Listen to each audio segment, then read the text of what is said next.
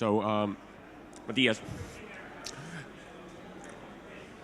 would you go like briefly through what you presented us on the morning? You had a chat on the blue stage. All right, so I talked a bit about trends in television and what Magine is doing around television. And it comes from a history of what I've been doing. I've been doing digital technology or internet since '94 and streaming since '96. So I did it first within gaming, we broadcasted gaming and did all the social things around gaming. I moved on to do one of the bigger VOD services of the Northern Europe, which is called Voddler. And looked a lot of user behavior, what is people doing at looking at video instead of just listening to what people say. And with that knowledge, we started Magine, which is basically looking at the biggest consumption behavior, which is still regular TV, and how that actually will transform into the future, and the trends. And I do talk a bit about what TV is, because TV as the word of TV is actually television, or looking afar, right? Is that just linear TV on a wall? Probably not. It's actually a good word for anything that transforms you into video. So I talk a lot about the transformation of TV and where it's heading, and what VOD is, what linear TV is, and how they're starting to merge. Yeah, that's a big and one huge interesting question. That, for example, I've been one of those guys who doesn't watch television like on a daily basis. I do have a TV set at home, but it's not plugged in to TV network. So I don't watch the linear television. I do watch television content. So tell us a little bit. I was amazed when, like a year ago, I saw your product. Tell us a little bit. What are the kind of main features? What are you doing? What your product is doing? Yeah. The interesting thing is that one of the behaviors which exists today is the behavior you just said. You don't watch linear TV, but you're still watching the TV content, right? And looking at user behavior is that people actually look a lot of TV, but if they do it linear or not is not important from a consumption behavior. You want to watch it. And that's basically where we started with Magine. Let's make it available, whatever behavior you have. If you want to watch television, but you don't want to stick to the time of television, you just want to view it when you want to view it, that's one of the biggest things we started to solve with Magine from the beginning. And looking at viewing figures, everything that's big on TV is actually hard to get to on VOD. So we said, like, let's aggregate everything that's good with TV and merge it with on-demand. And that's really what Magine is about, freedom. For a consumer, you should be free to view the screen you want to view, the place you want to be in, and the time you want to view it. Yeah, I've been saying that the kind of television as we now see it, we will feel after 5 years, we will feel that it was the same kind that landline telephone was in the early 90s. That was the only way to make a call, that you had to be somewhere physically with the device to do it. And now we have the total freedom to call wherever we want, whenever we want. And that kind of same transformation is going through the television.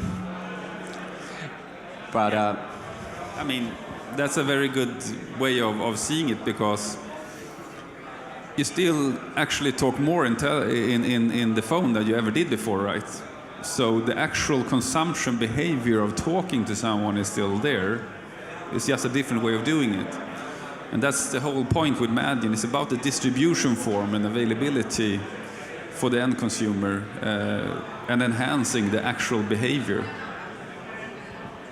So what kind of competition are you like seeing on your market? Because obviously television is a huge business and there will be a lot of people who want to go in there. What are your main competitors? I mean, it's a very good question, because the first time you hear about Magine, you think about it as a Netflix competitor, but it's really not. Netflix is about video on demand and aggregation of movies and history of television or TV series. Magine is about live television and going backwards for enhancing the behavior of television.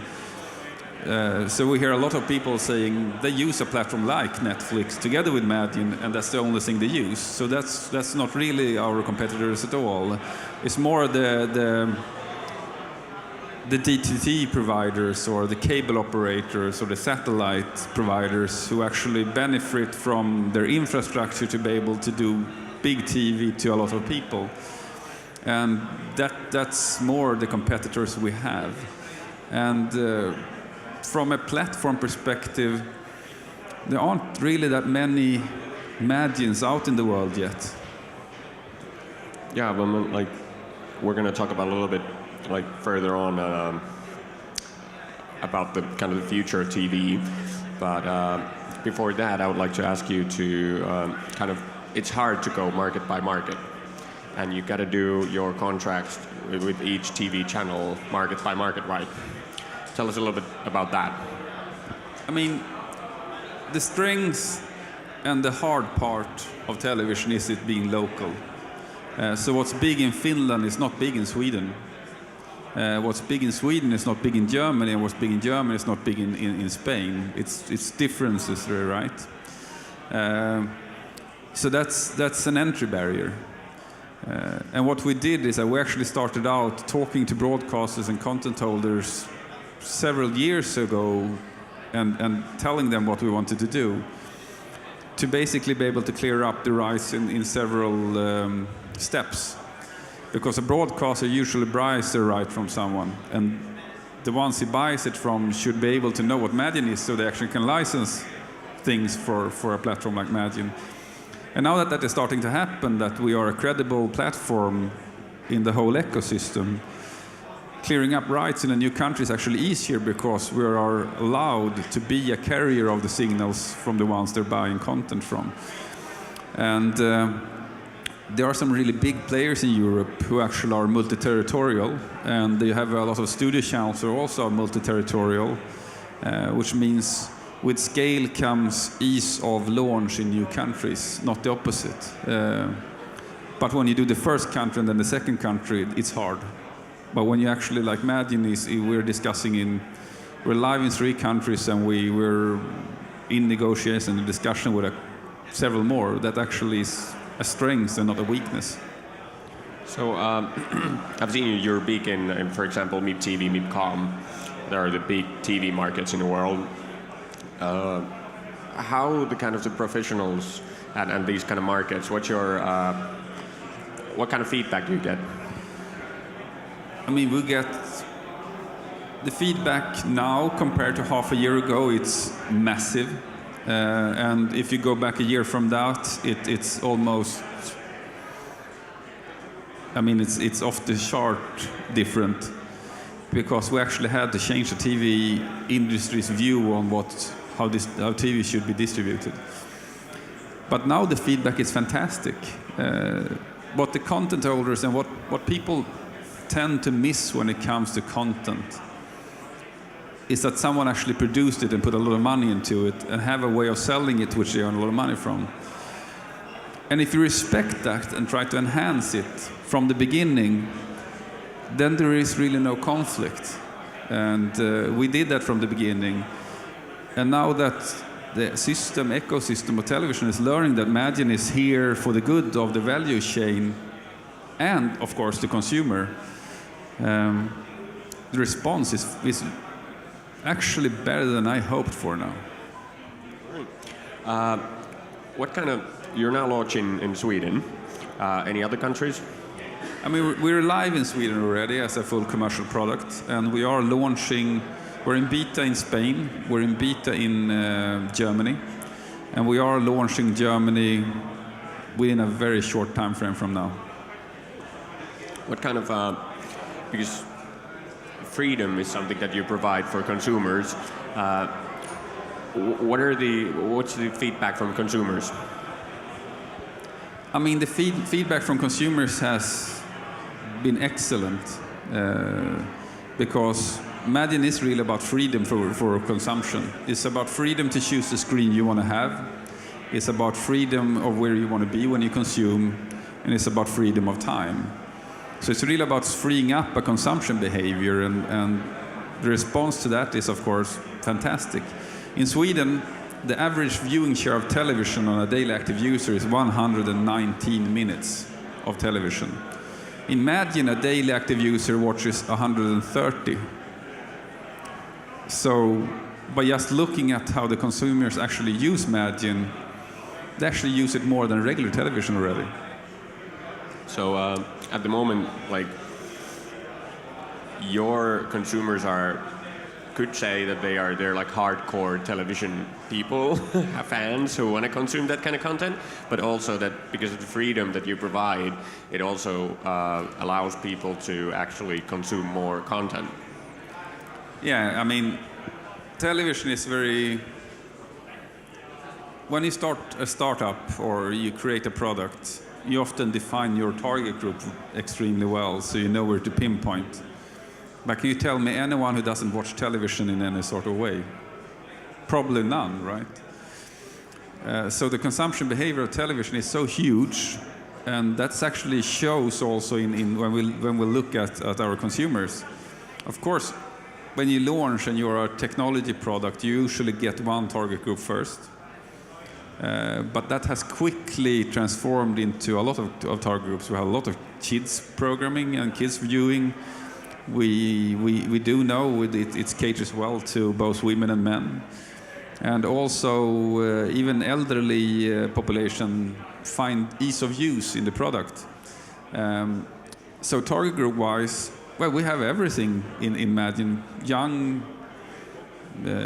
youth, middle-aged, old, women, men. And what we see is that we enhance most of their viewing behavior, not just one single area.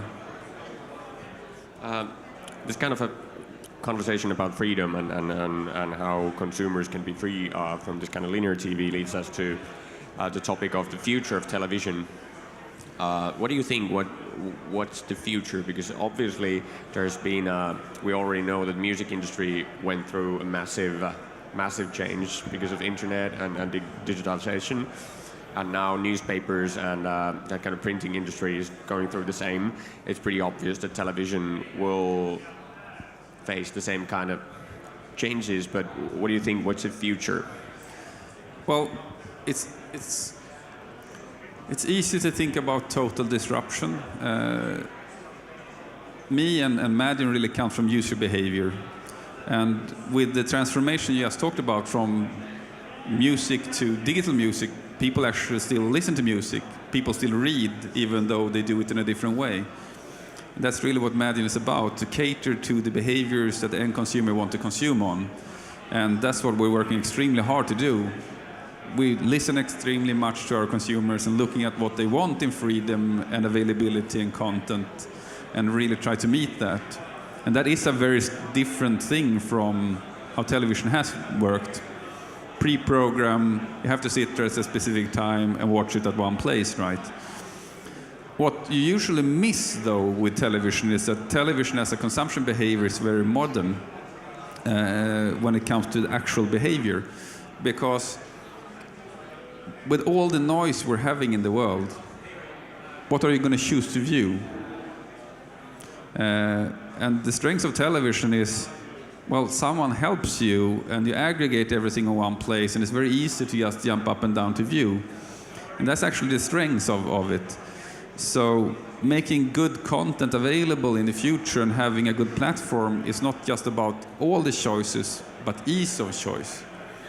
And the ones who are succeeding are the ones who make it easy for you to view something fast that's good enough for you to view, not the one who has that specific item that you have to search for.